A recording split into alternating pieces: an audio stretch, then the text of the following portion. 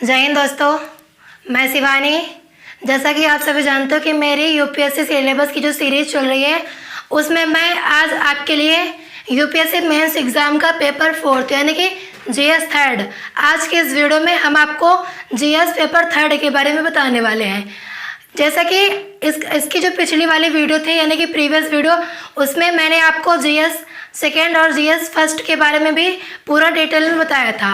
तो आज के इस वीडियो में हम जीएस थर्ड का जानेंगे यानी कि मेंस एग्ज़ाम पेपर 4 और जीएस थर्ड। तो जीएस थर्ड पेपर में की प्रिपरेशन करने से पहले हमें उसके बारे में पता भी तो होना चाहिए। तो चलिए जानते हैं कि जीएस पेपर थर्ड में क्या क्या चीज़ें हमें जाननी होती हैं और उसकी प्रिपरेशन कैसे करनी होती है।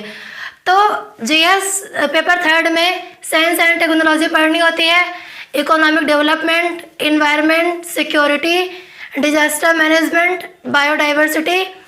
तो ये जो डिजास्टर मैनेजमेंट और बायोडाइवर्सिटी है ये प्री में नहीं आती है, यानी कि इन दोनों को अगर आप पढ़ोगे तो ये सिर्फ मेंस में काम आएगा, यानी कि प्रीलिम्स एग्जाम में काम नहीं आएगा। इसलिए आप इसको बाद में भी पढ़ सकते हो। पहले तो आपको science and technology, economic development, environment, security, ये सारे सब्जेक्ट आपको पहले पढ़ने होंगे क्योंकि वो प्री प्लस मेंस दोनों में काम आएंगे। क्योंकि पहले तो प्रीलिम्स का ही एग्ज़ाम होता है, उसके बाद ही तो मेंस होता है। तो पहले हमें ये 4 सब्जेक्ट पढ़ने होंगे, ना कि ये दोनों।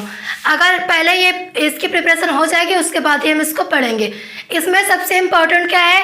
Economic development. अब इकोनॉमिक डेवलपमेंट को आप लोग ये मत समझ लेना कि ये अर्थशास्त्र है, कि अर्थशास्त्र ही आएगा इसमें, ऐसा नहीं है। इसमें पूरी अर्थव्यवस्था की सारी चीज़ें आएंगी। इकोनॉमिक डेवलपमेंट यानी कि आर्थिक विकास से रिलेटेड सारी चीज़ें आएंगी।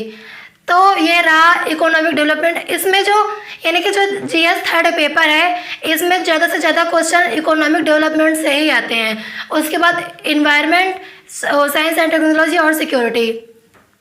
तो सबसे ज़्यादा इम्पॉर्टेंट भी इकोनॉमिक डेवलपमेंट ही है और इससे सबसे ज़्यादा क्वेश्चन भी आते हैं।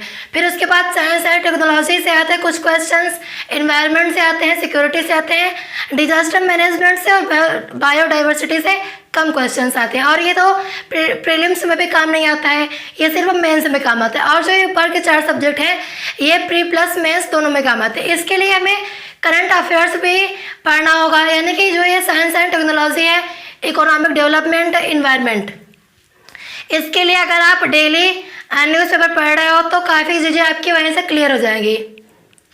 क्योंकि साइंस में क्या क्या चीज़ें यानी कि टेक्नोलॉजी है ना, इसमें तो क्या क्या चीज़ें नई आविष्कार हो रही हैं और अदर भी चीज़ें साइंस से रिलेटेड जो कि न्यूज़पेपर में आती रहती हैं, तो वहाँ से आपका ये थोड़ा कवर हो जाएगा। इकोनॉमिक ये भी आता है न्यूज़पेपर में, तो वहाँ से अगर आप न्यूज़पेपर डेली पढ़ रहे हो तो कुछ चीज़ें तो वहीं से कवर हो जाएंगी।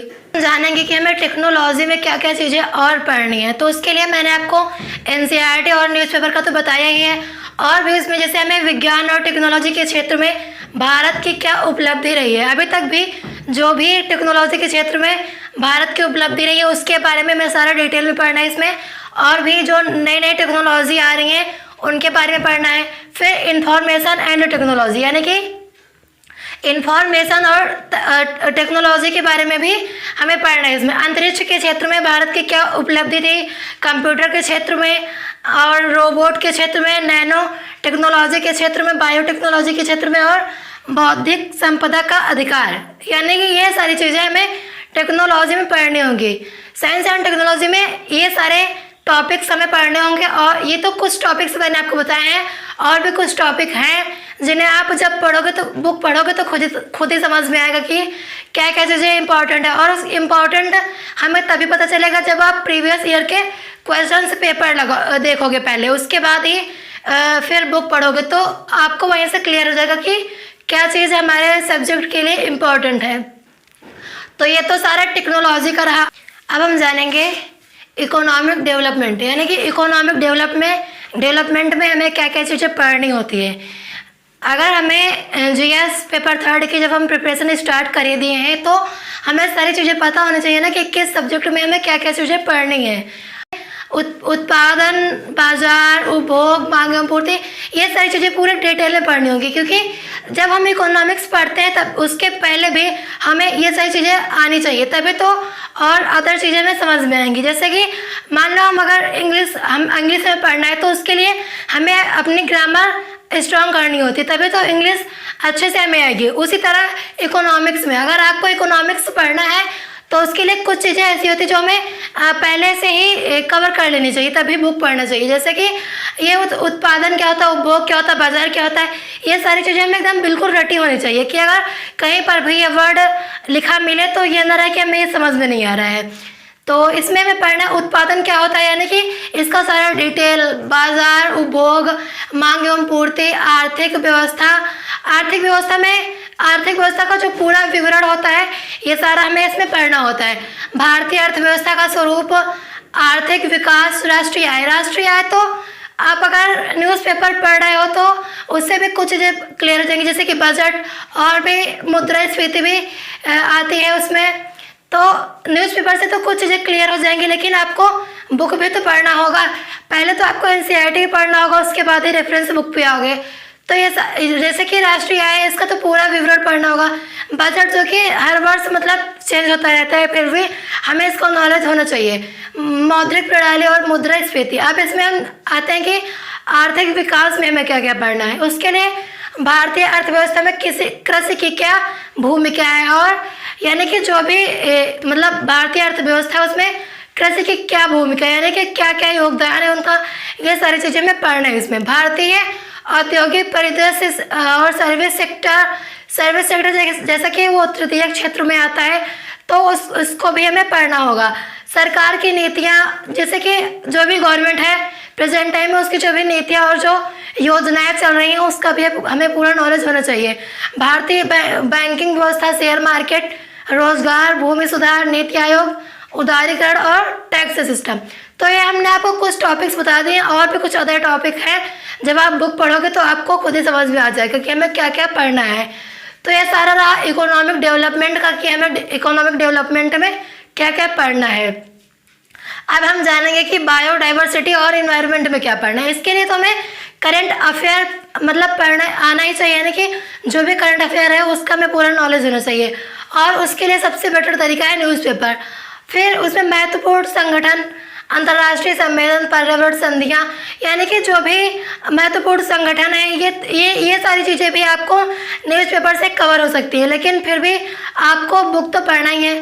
बिकॉज अगर आप न्यूज़पेपर पढ़ रहे हो तो वहाँ से आधा समझ लो कि कुछ % जीएस तो कवर हो ही जाएगा।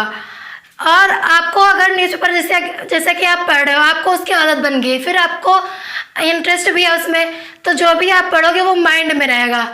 फिर अब हम आते हैं कि सिक्योरिटी में, यानी कि सिक्योरिटी में हमें क्या क्या चीज़ें पढ़नी है। तो उसके लिए आंतरिक सुरक्षा, जिसमें कि हमें आतंकवाद, उग्रवाद, नक्सलवाद, ये सारी चीज़ें कवर करनी है। बाह्य सीमा की सुरक्षा, साइबर सुरक्षा को चुनौती देने वाले कारक, भारत की सुरक्षा एजेंसियाँ, यानी कि भारत में जो भी सुरक्षा एजेंसियाँ हैं इनका सारा हमें डीप में नॉलेज होना चाहिए, यानी कि उनका एक एक डिटेल हमें सारा पता होना चाहिए। क्योंकि ये मेंस का सिलेबस है, यानी कि मेंस तो क्या होता है, ब्रॉड होता है, उसमें बहुत ही ज़्यादा डीप में पढ़ना होता है। प्रीलिम्स में तो इतना नहीं पढ़ना होता, क्योंकि वो तो उसमें तो ऑब्जेक्टिव टाइप क्वेश्चन ही आते हैं, लेकिन मेंस में हमें सारा डिटेल में ही पढ़ना होता है। तो ये तो सारा सिक्योरिटी का हो गया। अब हम समझेंगे कि डाइजेस्टर मैनेजमेंट में हमें क्या क्या चीज़ें पढ़नी है। उसके लिए आपदा प्रबंधन के तत्व, इसका मतलब ही होता है आपदा प्रबंधन, और आपदा प्रबंधन के जो भी तत्व होते हैं इसकी जानकारी हमें होनी चाहिए। फिर आपदाएं आने पर उसे किस प्रकार से ठीक किया जाता है, यानी कि जो भी आपदाएं या फिर जो भी प्रॉब्लम्स आती हैं उन्हें कैसे ठीक किया जाता है, यानी कि उनका सोल्यूशन। तो ये सारा हमें इसमें पढ़ना होगा। इसके लिए न्यूज़पेपर भी पढ़ना होगा। तो जीएस के लिए तो न्यूज़पेपर तो आपको पढ़ना ही होगा, फिर प्लस आपको बुक तो पढ़नी ही है। तो आप चाहो तो इसके स्क्रीनशॉट ले सकते हो, या फिर हमारे साथ नोट डाउन कर सकते हो, या फिर अगर आपका नोट डाउन करने का मन नहीं है तो आपको हम जो भी हमारे नोट्स यानी कि सिलेबस के नोट्स वो हमारे डिस्क्रिप्शन में मिल जाएंगे। उसके लिए आपको हमारे टेलीग्राम चैनल को ज्वाइन करना होगा। अगर आप हमारी ये वीडियो देख रहे हो यानी कि mains exam paper 4th GS 3rd का, अगर आपको जीएस 2nd की वीडियो देखनी है तो आप हमारे आई बटन पे जाके देख सकते हो, वहाँ पे आपको प्रीवियस वीडियोस मिल जाएंगी। तो आज की इस वीडियो में हमने आपको मेंस एग्जाम पेपर 4th यानी कि जीएस 3rd का सारा सिलेबस कवर करा दिया है। आप आई होप आपको ये वीडियो अच्छे से समझ आ रही होगी। अगर आपको हमारी वीडियो समझ आई तो लाइक और शेयर करें और प्लीज़ हमारे चैनल को सब्सक्राइब करें।